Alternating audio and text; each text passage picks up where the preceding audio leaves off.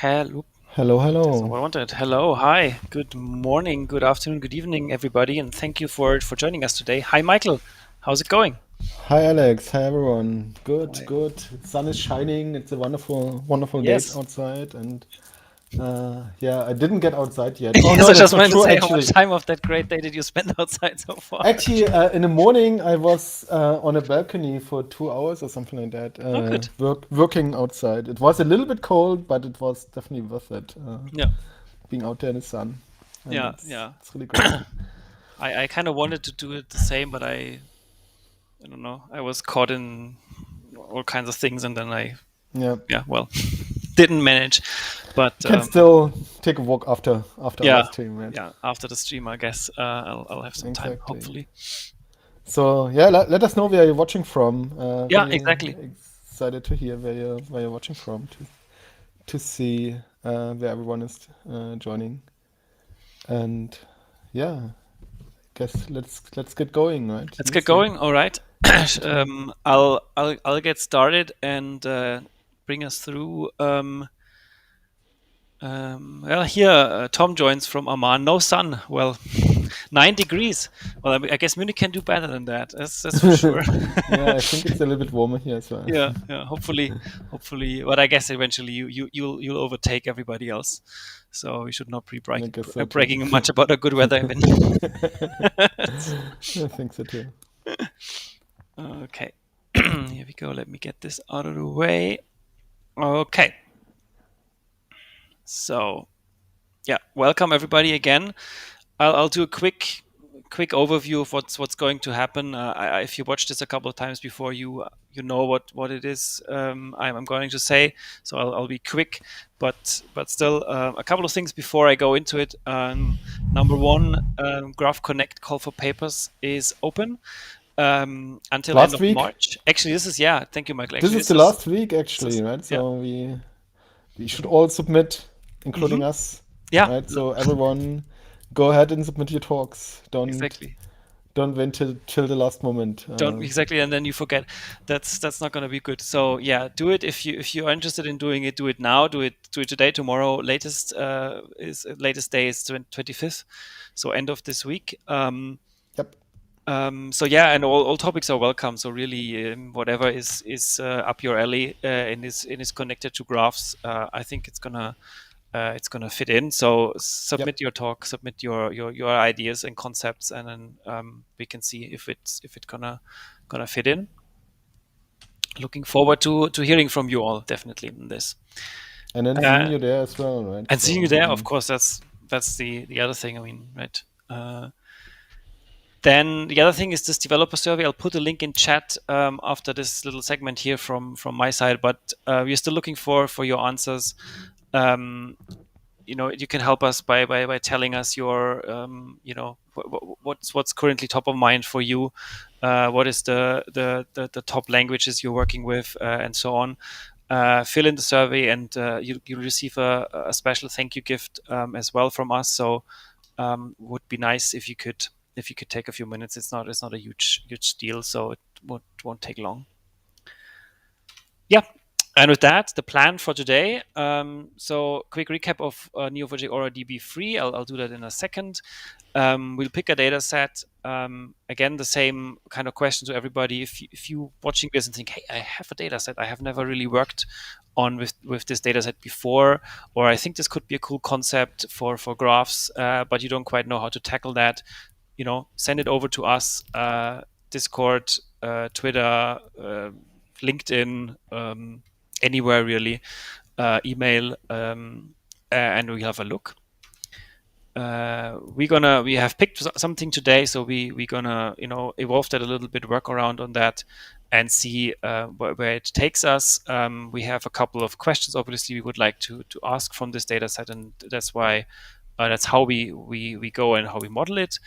And then we load and then query the data into Neo4j Aura, and take it from there. What Neo4j AuraDB is in a nutshell is a free version of Neo4j AuraDB. So with that, you take it and have your own graph database as a service. It's limited to 50,000 nodes and 175,000 relationships, but that's kind of plenty for a starting project, for an evaluation, Yeah.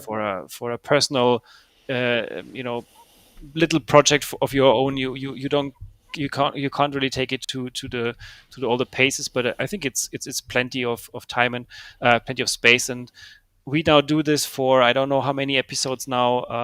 20-second, 20 I second, think. yes. Yeah.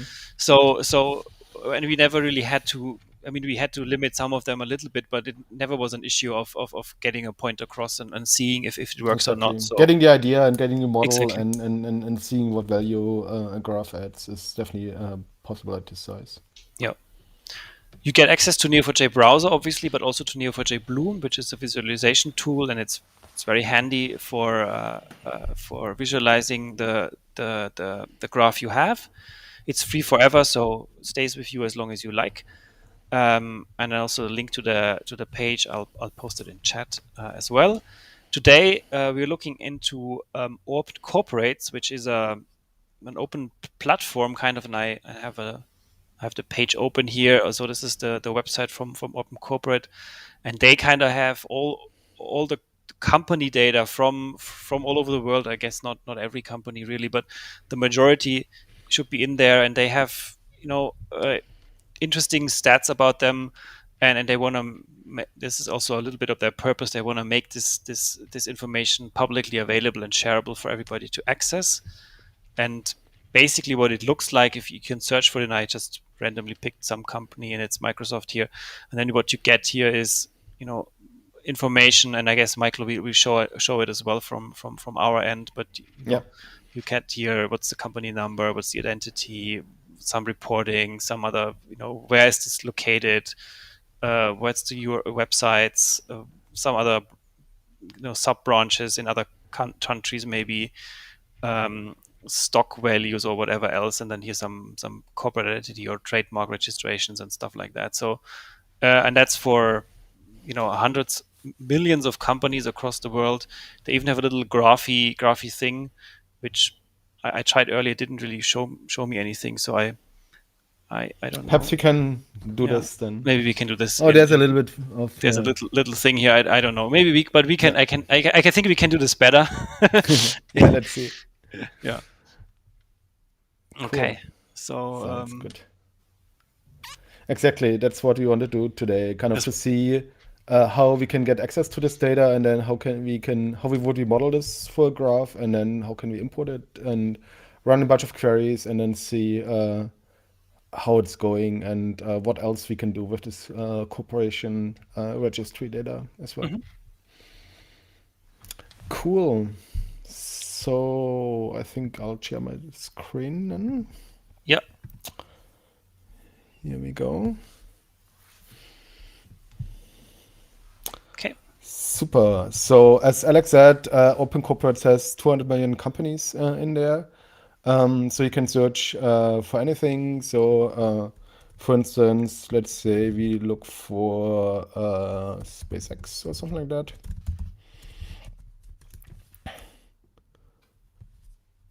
So we see a lot of SpaceX companies here. So it seems there's not just one company, but we could say, okay, we want to see, for instance, let's see, California. There are 17 SpaceX companies. So they have a lot of related companies. But what we could actually also do, we can also look for Elon Musk himself. And then see which of these many SpaceXs Elon Musk. So I didn't select the. So here, what do we have here? Oh no, it's limited to California. Let's go for all of them. I'm not sure why it's not keeping what I searched for. It's kind of a little bit annoying. So let's see. There's a church of. No kidding. Okay, but now it's searched again for company. This is really a bit annoying. So officer, I want to search for officer. So let's try this again. One last time. Come on. Hello?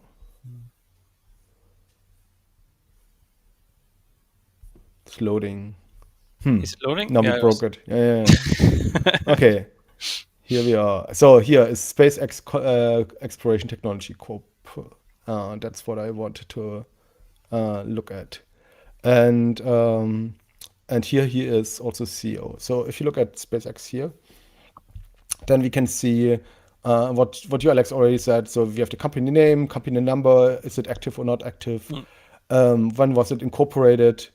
Actually, not so long ago, because this is for Arizona. So they have all the companies have different places for incorporation. So Delaware, for instance, or Arizona, Wyoming, or in other countries and so on. So you oftentimes have the same company name with all the incorporations in the different US states, in the different countries. So there's a lot of extra stuff in here.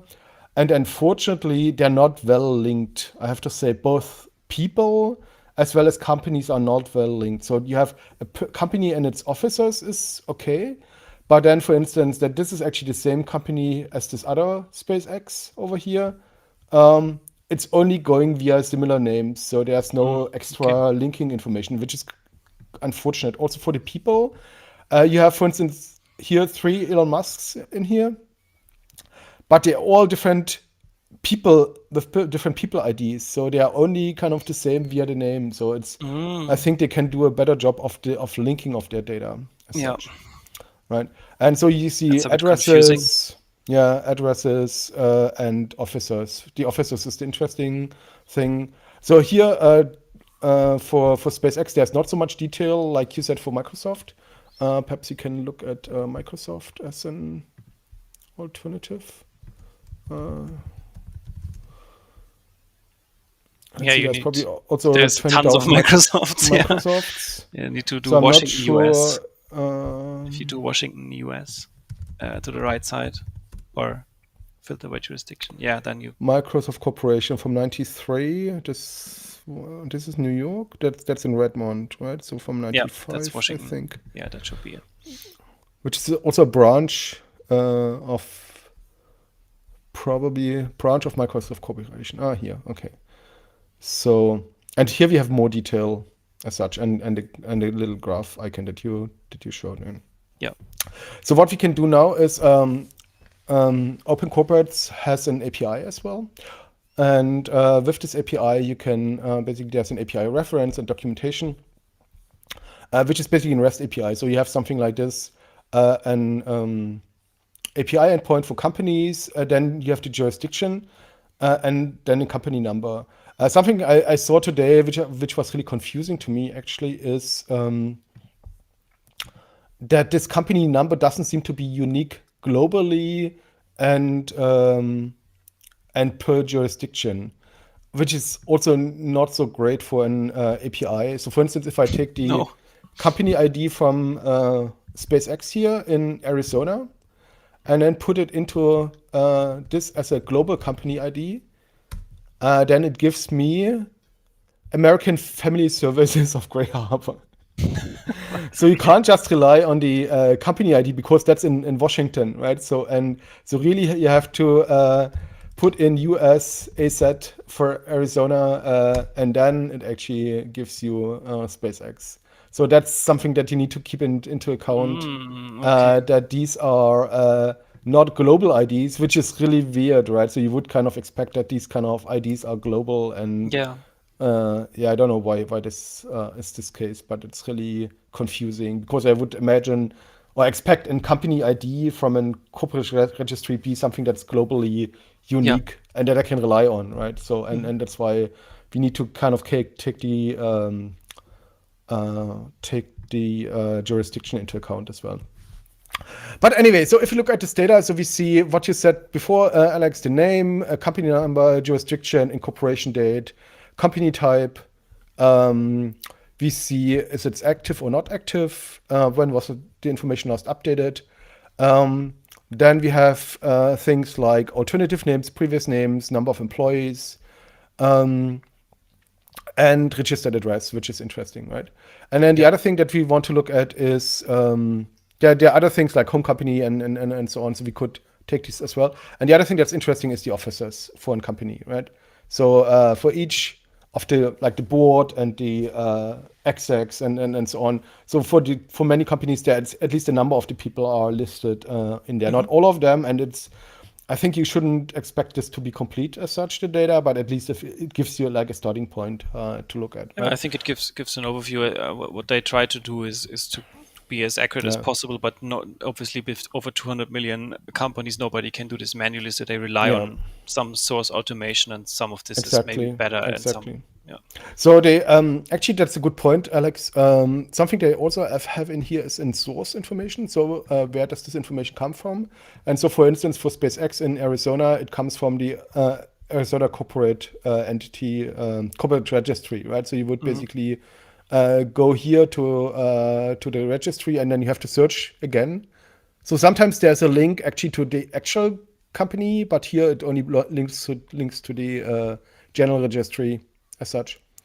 And so they have to pull this information from all kinds of registries because every US state has their own registry, every country has their own registries, if they have Mm. registries at all. And then there's also information that's kind of added from people.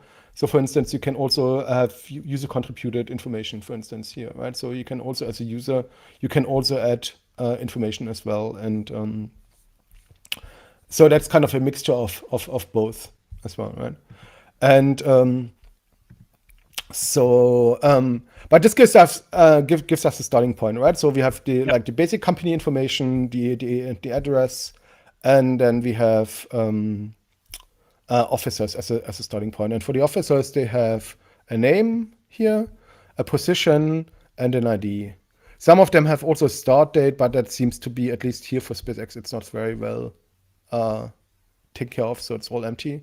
Mhm. So we have only names and positions in ID of those officers.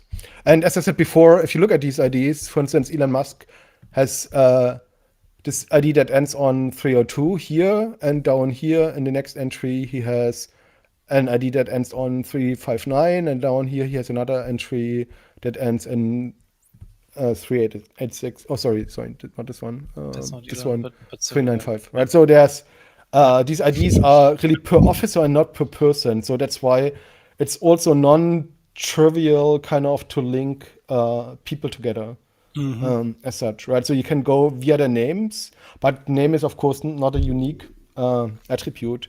Yeah. So that would mean you have to add additional information and enrich this information more, that you can say, oh, actually, that's the same person as such, right? So and that's something where you can also use graphs to provide additional context for the people and say, okay, this person basically serves in these two companies, so it's basically the same person, so we can merge them together and things like that, right? Hmm. Um, and so this basic information, I thought let's start with getting this into the graph, and then we can look at it, and then we can go from here and take a few more steps from that. Okay, sounds good. So we could actually, I Sounds haven't very looked good. at Microsoft before, so what we could do is we could take Microsoft also as an example, which probably has more detail. Um, so we can perhaps take this as a second step where we can add more detail to our companies as well. Let's see when it loads. Come on. I think, yeah. Okay, now it's coming. So, It's okay. so what else do we have here? So this is all similar information. There are also no additional, for instance, number of employees is also not Yeah. taken care of, right? So which is kind of really sad. No industries, for instance, that's also kind of frustrating that many of the companies have no industry information. Some of them Yeah. do, but really few do. And then a bunch of trademarks, which is probably a lot for Microsoft. Yeah, yeah, that's a lot. A ton of trademarks, and then down here we have the officers, right? But you also see that they also don't have start dates metadata. in there, right? So in terms of like the quality of the information, it's gives you some structural information, but not a lot of good details. Let's Yeah. say so, right? What's really strange is in if you go back to the Microsoft page, what they have is a latest events listing. And in that latest events listing, what they share there is on the right-hand side under the graph Yeah. is removal of officer, or appointment of officer, I guess. So by some So you reason have the start and end they have dates here, yeah, right, in the exactly. events, right? Yeah. So they must Yeah. have it somewhere, and Yeah. I don't know why they don't have it in their data If you set. search for here for events, no, there's no events information on this page. So perhaps there's a different API endpoint. So we could probably look at if there are different API endpoints that give us the other information. But Yeah. let's get started. Just looking at Yep. the basic information, and then we can take it from here. So what I thought is let's draw a model of this, and so I did this already. So basically, what I came up with so far is we have a company, and we have the ID, name, incorporated date, number of employees, if it's a jurisdiction, which is important together with the ID, as we learned, and type of company as such, right? Hmm. And then we have the officers, which have a name, and then a relationship to the company called officer of. And then we can put in the role of the officer. For instance, here I put in director or CEO or shareholder or president or whatever. The registered address for the company. There could also be multiple addresses as well, but that's usually in the data. It's mostly one main address, and then some companies have also industry information attached to them, which I found actually interesting. But unfortunately, there's not too many of those that have industry information attached to them. That would have been interesting. Yeah. Yeah. So this is what we can glean from an individual company entry, and I would say let's try to look at the data and see if we can pull this into the graph as a first starting point, right? Yep. So you could discuss of things about directions, and so if, for instance, if you say I want to rather point this from company to officer, you would say I reverse relationship, and I would probably call this not officer of, but officer, for instance, or something like that, right? So there's different options for the model that you can have as such. Okay, and to do this, we can go to our Neo4j AuraDB and create a new database. So we could use a free database. We can call it corporations or something like that. Corporations. Pick a location that's close to us. For me, it's Belgium. And then we create a blank database here. Right? And then after that, we get these credentials. So we copy the password, say we have stored it, and then it takes 2 to 3 minutes for you to get your database up and running. Yeah. Right? So don't forget to store Don't the forget password your password. Yeah. because you need it later, right? And I've already done this, so we don't have to wait. But for you, if you want to spin this up, then This is like one of those cooking shows. I already prepared this, and then yeah, I've whip already out the prepared this cake. little bowl of Exactly. flour and herbs and all the other things, right? So and the eggs and Yeah. everything, right? But we could also just keep start this and let it run. Yeah. But then we should have probably done this before we talked about the APIs. Yeah. Anyway, so you can get your database, and if you have your database running, so this is what I prepared already, right? So we have a corporate database running. It has a connection UI, which we can use when we programmatically access the database, and it's currently empty, so there's no data in here. And we can open Neo4j browser here with the Open With button, and Neo4j Bloom and Data Importer as well. And if we use Neo4j browser like I have open here, actually you can also open it again. Let me do this. Open Neo4j browser. It will ask me for the password, and I basically have to go back and to my safe location and fetch the password for Open Corporates. Here it is.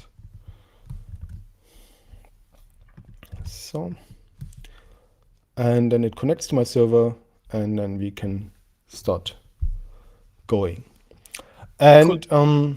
To access APIs, there's a really nice function in our APOC library that allows us to fetch information from a JSON URL. So we just use APOC load JSON and pass into URL. And if you just run it like this, then it will fetch the information And so we basically see here the same information as we saw on the page here, Yep. right? But now it's available as a Cipher data structure, so we can now manipulate this information and extract information that we're interested in, and so on. So this is called value. So we get value, and then within value we see there's a results entry and a company entry, right? So let's get the value here, and then let's say return value dot results dot company. So that's kind of how we access this nested structure here from value to results to company. And if we return this gives us the yield value, value. So this gives us just the company information, right? And now we could take this and extract the things that we're interested in, right? So what I'm going to do here is I rename this as C because I don't want to type this whole thing every time. And then we just return the things that we're interested in, right? So for instance, we want to have the company type, we want to have the registered address, and so on, right? So we can say return C dot company type, C dot registered address. What else did you want? You wanted to have the ID. Where's it? The officers, we'll do the officers later, but the other company information is at the bottom here, I think. So name, company number, current status. So c.name, c.company status, current status, sorry. Current status, c.company number, and perhaps you move the registered address to the end so that it's not. And I wanted to have the incorporation date. Where's the incorporation date? Somewhere's the incorporation date as well. And the jurisdiction as well. So let me just look over here. Jurisdiction code and incorporation date is here. Okay. Okay, C dot jurisdiction code, C dot incorporation date. Oh, I did already find it. That's very handy. Yeah. Cool, and registered address, and we'll do the officers in a second. So if you just run this, we get basically all these information pieces back, right? So we have the type of the company, is it's active, name, company number, jurisdiction, incorporation date, registered address. And we can also get the officers. So, and what we can do with the officers is basically we just get O in C.officers. And then for each of the officers, what we want to see, let's look at the API here again. It has an entry, which again has officer as a key, which is kind of pointless because it's, it's the only key. And we want to have the ID, name, and position. Right, these three. These are first three. So we have to get into officer and then dot name to the ID dot position. So that's a little bit annoying, but anyway. So O dot officer dot ID is our ID. And then name is O dot officer dot name, and position is O dot officer dot position. So we can make this a little bit more readable in a second. I just wanted to try it as officers. Okay. So now we get here our list of officers, right? So and for each of the officers, we don't get all the extra fields that we not interested in, but just name, ID, and position as such over here, right? So this is now what we can use to create our company and its entries as such, right? So instead of returning the data, we now would create our data. So we can say we'll take this information and then use this to create our company. So initially we create a company entry. which, as we just saw, the company number is not enough alone, so we also need the jurisdiction code as well, because the ID is not correct, basically, Mhm. as such. So we use company number as c dot company number, and jurisdiction code is c dot jurisdiction. So this is basically our identifier for the company, the number and the jurisdiction as such. And then we set all the other information. For instance, we could do this like one by one. So I could say set comp.company type equals and so on. But I can also simplify this and say we are just adding all of the following bits of information. So we have status, incorporation date, and so on.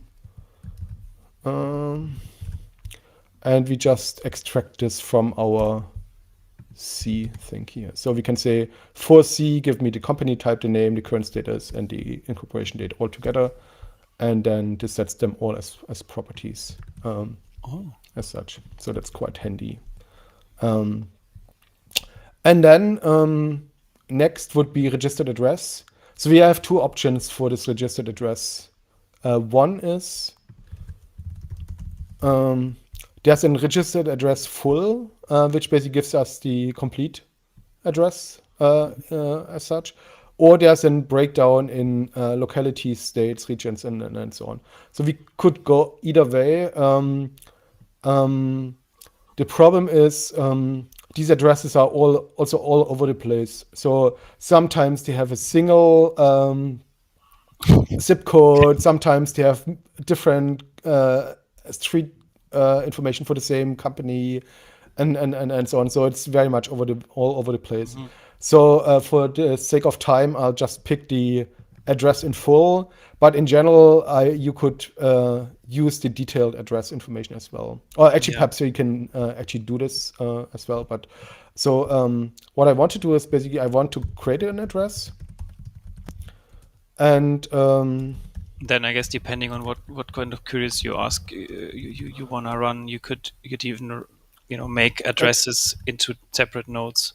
yeah, I actually want to turn it into a separate node, but the question is, what do I pick as ID? Either I need to concatenate it myself based on Yeah, the that's parts, yeah. and so just for the time being, I just use the No, yeah. full thing as ID. But we can still set the partial information again, similar like we did it before, as like this. So we basically created with the full address as an ID, but then each of the street and locality also gets extra attributes on address as well, Okay. right? And then we connect the two. So we have the company is registered. Did I spell this correctly? It's just say comp, I guess, right? Yeah, comp. Thank you, Alex. Comp has this address. And so we cover the address. We covered all these things, so we can remove this from our list. And which leaves us with the officers as such, right? Yep. And for the officers, or perhaps let's do it this way. We'll start with this and see what we get, and then we can add the officers next. Okay? Okay. So we create a company and connect it to its address and set a bunch of attributes on the company. And we set these attributes on the address that we have here in the street, locality, region, postal code, and country as well. Okay? Mm-hmm. So, and it complained about a double comma somewhere here, this one. Okay, so it runs this for this one company, and so it creates 2 nodes and 12 properties. So if you look at the data here, now we have space X registered at this address here, right? And if you look at address, we see all the details over here, right? Yep. All the breakdown. And for the company itself, we have the company number, the type, is it active, when was it incorporated, jurisdiction, and the name. Perfect. Right? So that's step number 1. And then step number 2, we would add the officers as well. So we can run this again because I used merge here instead of create. So that is an option in Neo4j where it basically checks if the data is already there. If the data is already there, then it will just reuse it. And if it's not there, it will be created as such. Okay. So you can run this as often as I want. It will So for instance, if I run this just again, then it won't do anything basically. So it sets the properties again. Actually, I could actually even change this and say on create set. Then it would only set the properties when the node is newly created as such. Okay. And so if I run this again, then there's no changes. So I can just rerun this as such to do it. And Okay, then and then if you use create, then obviously you create you it get once. a new exactly, you get a new entry every time you run it. So from a safety perspective, I always would say merge is better. There's a performance benefit to create, but that's only relevant if you're really trying to create lots of data. Okay. Okay, and now our officers. So we have our officers in a list. So this officers is a list here in our API response. Officers, as you can see here, it's in JSON array, so it's a list. Yep. And so we have to take this list and turn the list basically into individual rows. And then for each row, we want to create an entry for the person and then connect it to our company. Okay, so we take c.officers as, let's say, off. And then we create a node for them. So o dot, so that's an officer. And we merge them by ID. So as we saw, they have all different IDs, but the ID seems to be global because if you look at the API responses here, they're pointing to a global officers URL, right? So they don't have any additional thing here, so it's a global ID. So we can use the ID. And and here again is this kind of weird thing with the nested officer thing. So we could do two things. So either we say something like,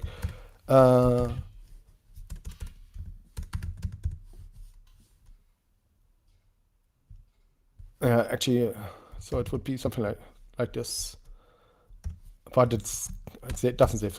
That's too much, so we can just leave it. So, or let's write it this way so it's less confusing. So this is our officer information, and then on create set, we would set the name of the officer. So o.officer.name, right? So we have our ID and the name, and then we still need to connect it to company. So we can say company has an officer, and this time we merge it not just on the relationship type, but also on the position. So because the same person can be vice president and shareholder and director and CEO and whatever, right? So you can have multiple positions in the same company, as we saw for SpaceX here as well, right? So we take the position as an additional information to merge for the relationship, and this is our officer here, right? So for each of the officers, we create a node, and then we set the name for this officer, and then we connect the officer to the company. So we can also remove this bit, and now we have no commented out stuff anymore and can run this again. And it complains that we need to have an with star here. Okay, now it added 15 more nodes, which are our officers. So you see here are the officers of SpaceX. And as we already saw, like there are duplicate entries for instance, Elon Musk and Kimball Musk. Right. And why are they duplicate? If we expand this here, then we see these are different relationships as such, right? So you see that it's chairman of the board, shareholder, and CEO.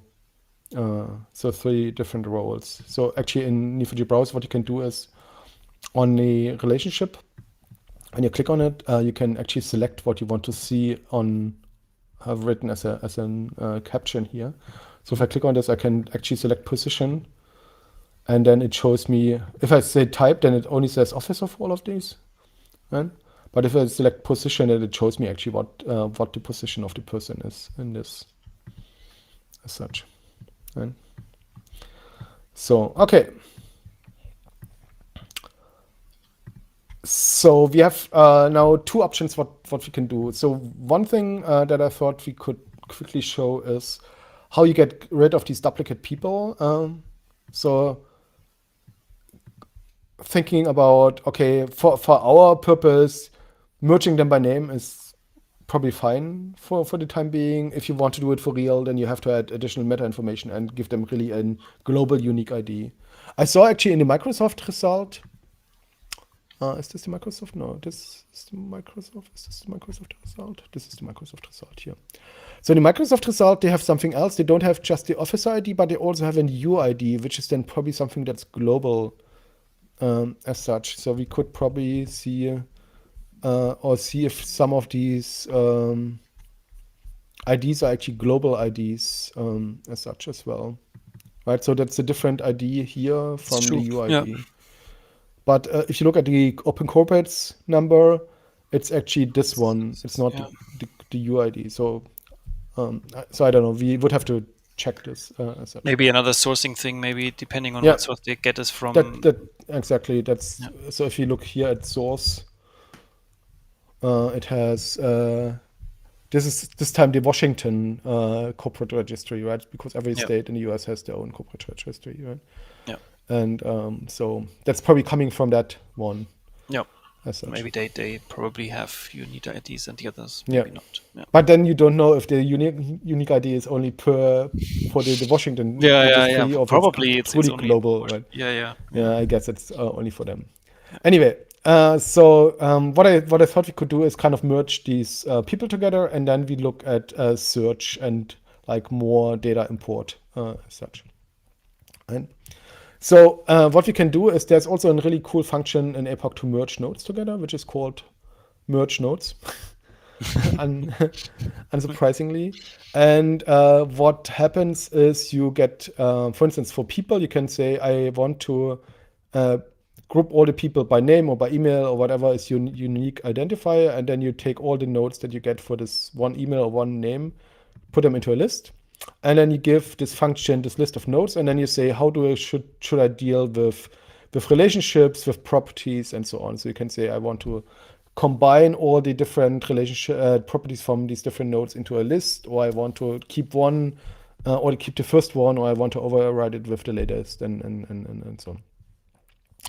So that's what we're gonna use here as a function, right? Okay. So what we're gonna do is basically I already prepared this. Let's see here. I'll put it in and then I'll explain what it does. So we find our officers and then group them by name. So basically all officers that have the same name go into this list called nodes.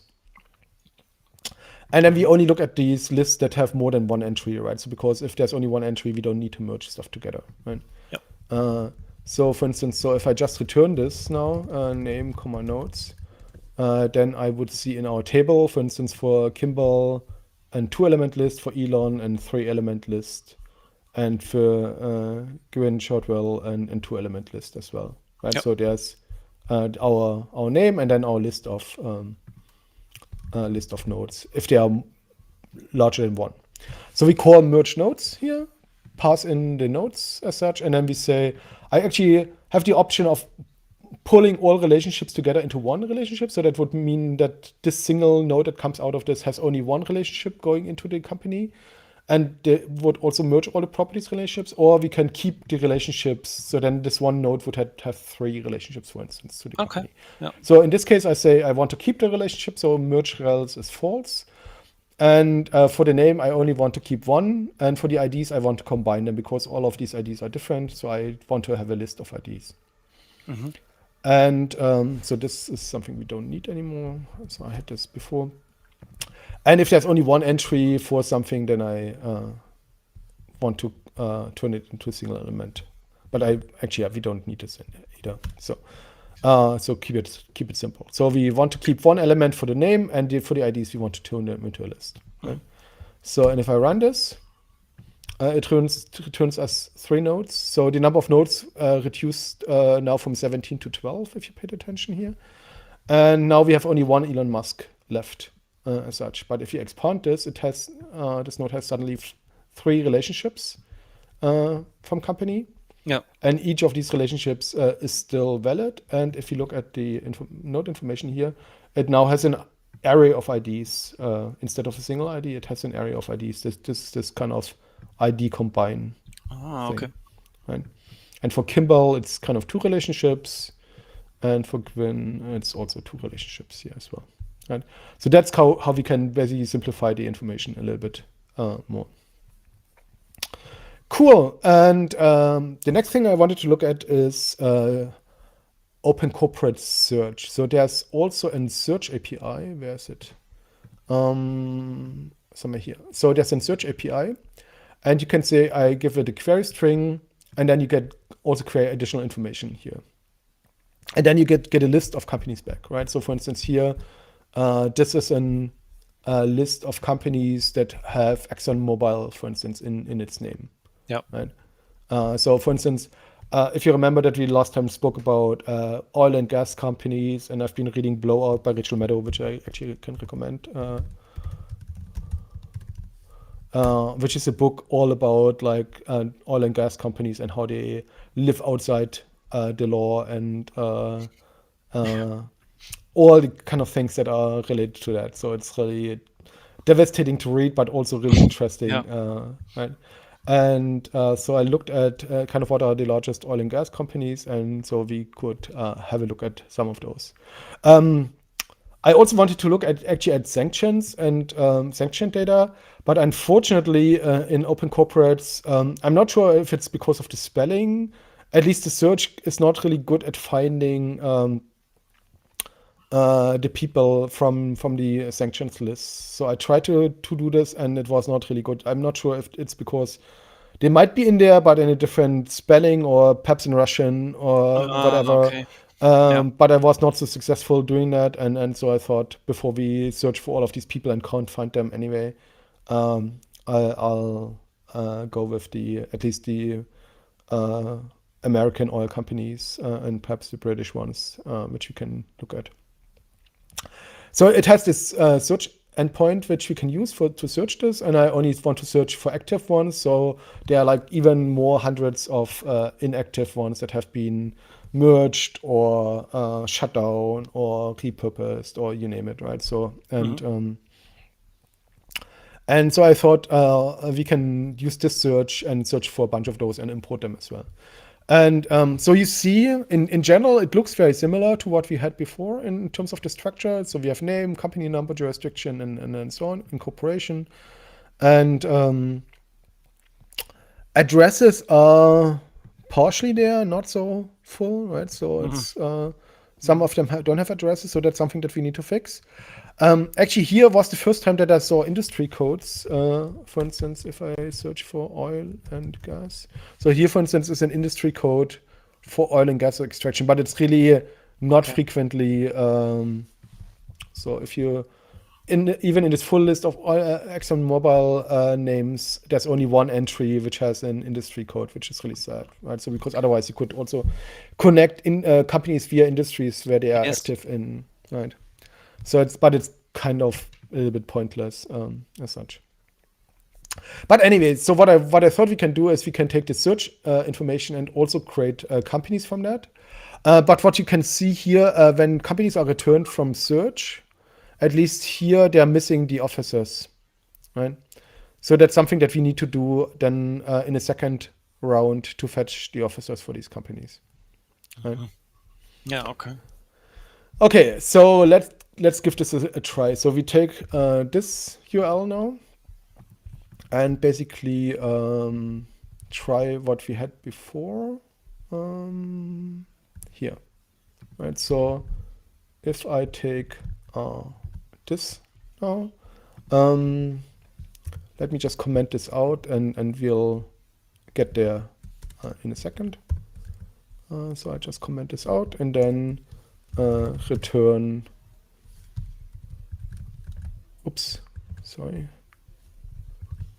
return value. So just that we see that it's coming back correctly. So you see this is coming back. But what's different now is here's a companies entry. It's not company, but companies. And then each of the companies has, again, this company prefix thing, right? So that's kind of different from what it was before. So we need to say, here's companies, unwind. So we take this list of companies, turn them into rows again. And then we say with c1 dot company, because we have this company prefix as c, and then we are basically where we were before, as such, right? That's then the same structure inside of this as we had before. And so we create our company again, we create the addresses, but we should only create the addresses if they're actually there. And we'll probably also don't have officers for these. So we'll say where not this is now. So we only try to create an address where actually an address is set. Otherwise, Okay. Neo4j will complain that it can't merge on a null value, right? So because if it doesn't exist, then it can't say I can't create a piece of information on them. And officers are not in this data, so we can take this. Skip that. Yeah. Okay. Exactly. So and if I run this, then it creates 50 nodes. So we have now more companies in here, right? Some of them have addresses, but not all of them, right? You see that some of them have addresses, some of them have even 2 addresses, or some of them have like where 2 companies actually are registered at the same address, right? And so okay, this worked. And what we can do now is basically I wanted to run this for some of these companies here, right? So we have Exxon Mobil, we can use Shell, BP, Total Energies, Chevron. So we get some oil companies basically in here, right? So we say Chevron, BP. I'm not sure how good BP is distinguishable. I hope it works. What was the other thing? Shell. Yeah. So the Russian ones are partially not even, you can't even find them as such. So I tried this. So what else do we have? Philips Conoco perhaps. So the Brazilian one maybe, Petrobras. Yeah, so they might have not so much overlap with the Americans, but we can try this. Yeah, so a few. So you see, we're now getting a bunch of companies in here that, so let's return perhaps company name and jurisdiction. And so we have all the Exxon Mobils, Chevron, so BP, as you could, oh no, that's not BP. Here it's all BPs and Shells. So some of them might be Shell, some of them might be also just some random. Something different, yeah. Right, so you would have to, that's why I really hoped you could kind of limit this by industry or so, but unfortunately. But if the data quality would be better. Yeah, that would be really cool. Yeah. Anyway, so and what we can do now is basically we can find our companies and say for those companies that don't have officers yet, where not exists an officer. So the companies that don't have officers, so we can just count them. 134. So what you can do now is for these companies, we can actually let's call this C. Or no, let's leave N because of reasons. Let's say we take first 5. And for those, we want to do the API call and then fetch the data like we did before with the single company as well. Right? So if you remember in our code somewhere down here, when we created the original data, this one here, I can just copy this. And then what we want to do is here, instead of using the single URL that we had here, we can also construct one. So we can say n dot jurisdiction code, Okay. and the ID is n dot corporate company number or something like that, right? Company number, right? Okay. Yeah. So, and then if the company already exists, then we don't need to do it. Won't do anything. The address as well. So it could be that some of them have addresses in the detailed information. But what's more interesting for us is the officers here. Right? Actually, let me move the address to the end, and then we can actually check if the address is existing. Where not c dot address is, what was it called? Registered address full is null. Then we create the address. Okay. So, but that's here the interesting bit is kind of the adding the officer. Perhaps you can also just leave off the address for the time being, right?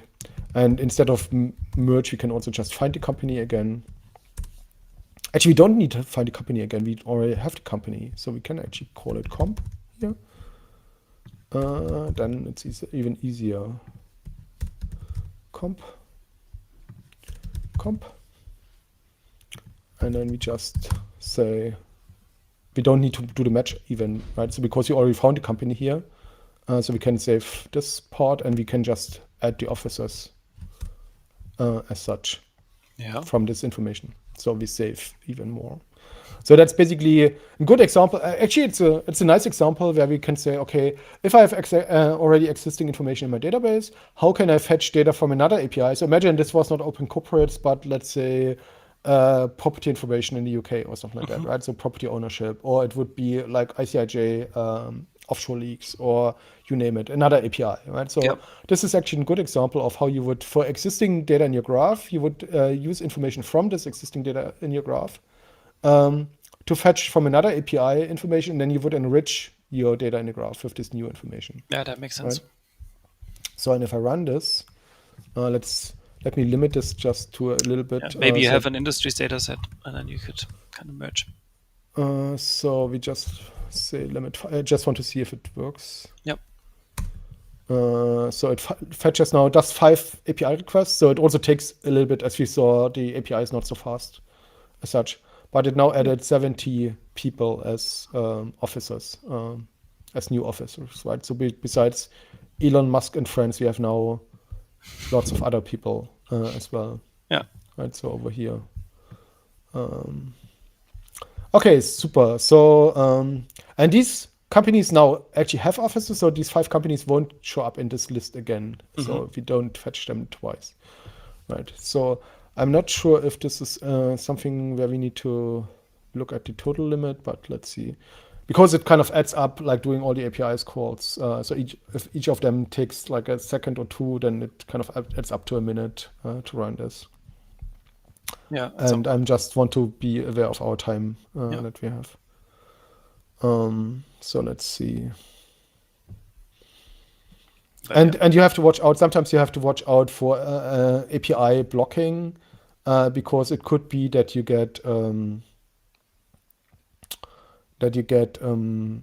API throttle. Because if you make too many requests too quickly, then there's also a function epoch called epoch util sleep that allows you to sleep for 500 milliseconds or something like that. I see. So okay. to that this. Yeah. Right. Exactly. So. And here it seems that there are some companies that don't have a position. Coalesce.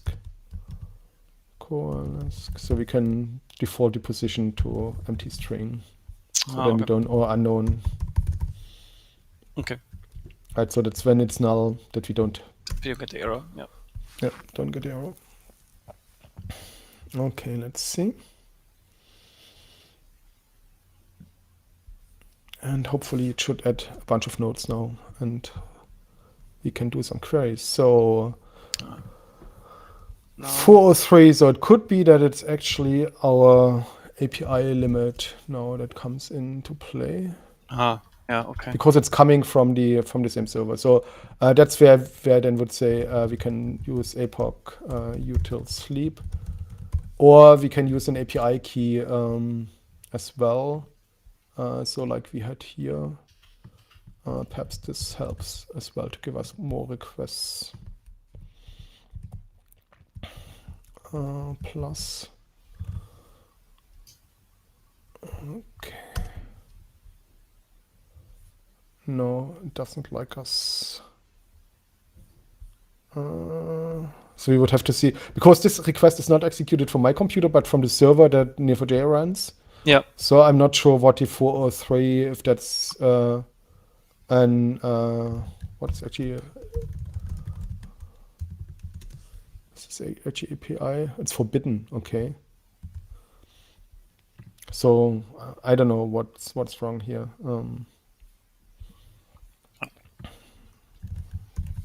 Because from here, oh, record not found. Oh, okay, interesting. Ah. Okay. But this is found. Okay, then you can't add here. Okay, then we need to figure out what's wrong here. But in general, so we saw that before. If we just take, okay, it doesn't like us anymore here. No, maybe there is some kind of, like you said, Yeah. trigger thing. But you saw that we added already a bunch of extra officers, and now we can see, for instance, for Exxon as well, people over here.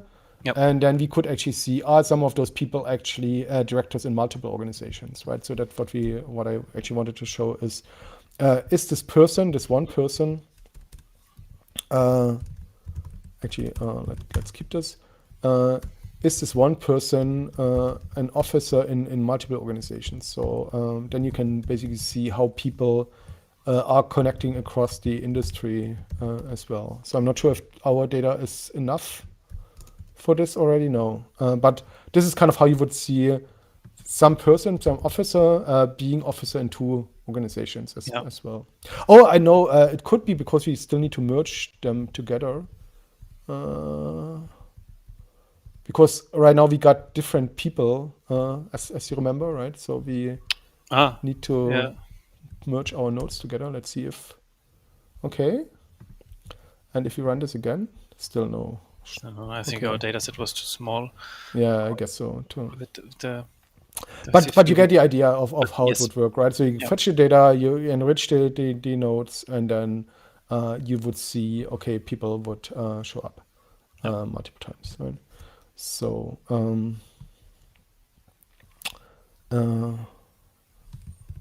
but it's actually interesting. Yeah. So usually I would not expect this to fail, because when we passed our API token, it should actually work. But I need to see why this failed. So it didn't fail for the first companies, but probably it was really an maybe there's some kind limit, of API request limit or something like that. Okay, and with that, this was really meant to kind of show how to use APIs from open corporates. So there's much more, as I said, in the API docs. You see there's information about company groupings, filings, the statements that we looked at, like registrations, control statements, trademark registrations, and so on, right? So industry codes. Unfortunately, for industry codes, there's not enough data, which is really sad as such. But perhaps this gets also better in the future. That like this data gets better over time as well, right? So that's what I hope, at least. But so you can take your data from another place and enrich it with data from open corporates to give you more. Exactly, combine a couple of data points, and then you have something very interesting. Collecting all these information together, and then obviously the graph mechanism comes into play, and then you see industries, you see companies, you see offices, you see locations, and all of that, and then you kind of draw a full picture. Exactly. Out of that. Cool. And with that, we are on the hour. I hope you enjoyed this and this was kind of useful to all of you. And I think it was, yes. Thank you very much, Michael. I think that was cool and very insightful, and definitely I enjoyed it. yeah, We you can yeah actually also look at the whole graph as such. Let's see if you have some more. So you see these are the companies where we got the additional data. yeah And you see actually that we have some connections between them, right? So you see that here there are people into companies. Oh, I think it didn't return anything because my arrow direction was wrong. It was not pointing to the company, but pointing to the officer. So that was the reason why it didn't return anything. That explains it. was So it? we need to just point the arrow in the other direction, and suddenly, uh, ta-da! Okay. So this is kind of one person, or this is kind of an artificial person. Yeah, But here, oh no, it's just corporate services, right? yeah. That's Let's remove this limit here, perhaps. Here's more. Right. So here we see that actually between these Exxon companies, we have multiple people serving in both companies as such, right? So this is what I wanted to show, basically I that. see. Okay. Yeah, Uh, So, and then you can start, especially if it's not the same parent company, but imagine these would be like Exxon and Chevron and others, then you can see actually cross industry interactions. Or yeah, if you saw that one person moved from one board to the next board to the next board and so yeah. on, With right? the combined with time information, obviously, yeah, that could also be Exactly. very Or interesting. our colleague Will has also US, for instance, US government information. So who's in the Senate, who's in Congress. And then you could combine open corporates with the political information and you see how people flip flop between industry and politics basically as well. Right. So that's Yeah. another interesting thing to look at as well if you want to look at like lobbyism and things like that. Right. So that's what was actually what I wanted to show. So good that I saw Okay. the arrow Good tip that we direction. found it in the Yeah. end. All right. Well, cool. Thank you for explaining and for showing. Thank you for watching, everybody. Video will be available on YouTube as usual, with some explanation and description if once we have it. Next week we're gonna make a short break, so no session next week. But until then, on Wednesday, Claire will do a workshop on data science. So if you're interested in learning about data Mm. science, go on to neo4j.com/events and register for that training. Yeah, with that, thank you all for watching. Take care, everybody, and see you soon. Yeah. Bye, Take Michael. care, everyone.